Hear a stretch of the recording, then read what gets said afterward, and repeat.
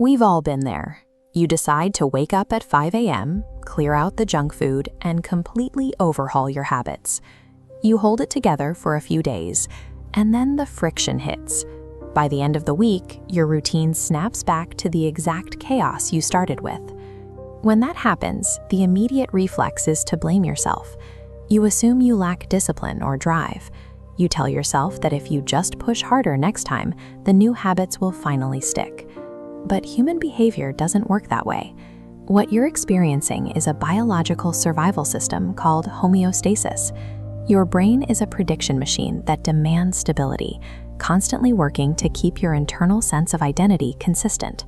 When you apply massive willpower to force a sudden change, your mind fights back to maintain its equilibrium.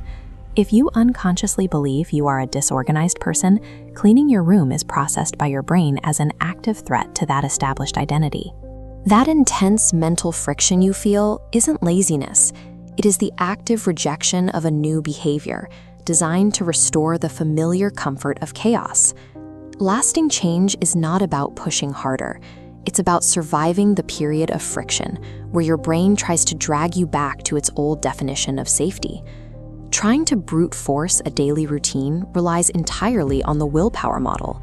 The problem is, your subconscious mind knows the old script too well, and it will eventually win. A behavior only sustains itself naturally when you adopt a completely new self-concept first. The identity has to shift. This is a measurable physical reality. When you change who you believe you are engaging in literal neurobiological construction.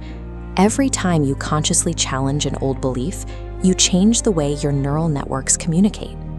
Through neuroplasticity, the thick, high-traffic connections of your old habits weaken from disuse, while new, fragile links begin to fire and connect in their place. That heavy, exhausting discomfort you feel when trying to change isn't a sign that you are failing. It is the literal sensation of your brain losing its predictable, comfortable neural pathways. Rewiring those pathways starts quietly. It begins with noticing the invisible scripts dictating your choices, the defensive walls built during childhood or adopted from culture. The simple act of observing a psychological pattern strips it of its absolute control over you. Once you break that control, you enter what psychologists call the liminal phase. You have shed the old version of yourself, but the new version hasn't stabilized yet. In this gap, your daily actions and your old beliefs are completely out of alignment. You experience severe cognitive dissonance, a deep psychological unrest, because your brain doesn't know which reality is true anymore. This diagram shows the brain's default mode network. During massive transitions, it fires aggressively amidst chaotic signals to rewrite your narrative identity. To embed this truth, the network requires conscious repetition. Over time, the signals organize into a stable pulse of light. The anxiety and confusion of the liminal phase are not glitches to be avoided. They are strict biological necessities for psychological reorganization. Letting go of a past identity feels dangerously close to an actual survival threat for the brain. It triggers ego death, sending your amygdala, the brain's fear center, into an immediate state of panic. Most people react to this panic by trying to correct themselves through shame or strict discipline, but attacking yourself only heightens the threat response. To survive this phase, you must approach your inner world with radical honesty and gentle curiosity. Look at how this shifts the brain's architecture. Approaching your own discomfort with self-compassion actively calms the amygdala, turning down the biological alarm system. This hands control over to the prefrontal cortex, the center responsible for reasoning, decision-making, and long-term growth.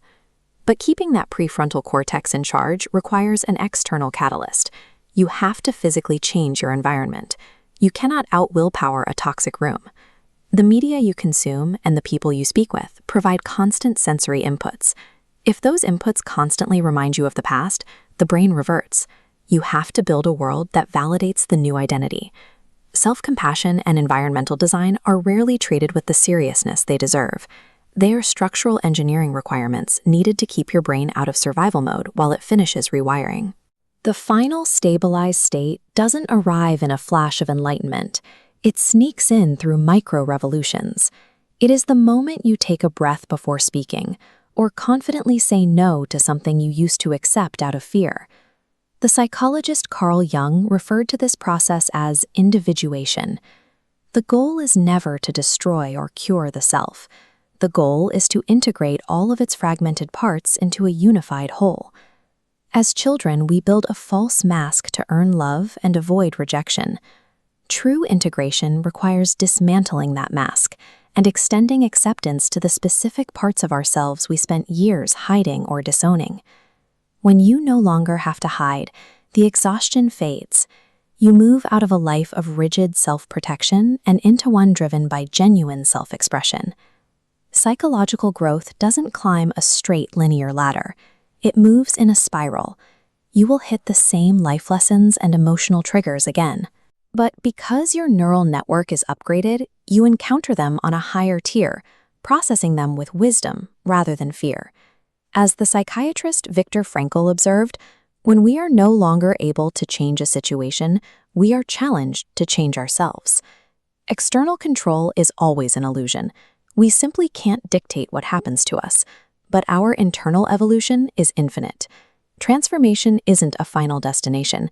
It is proof that we are built to continuously evolve.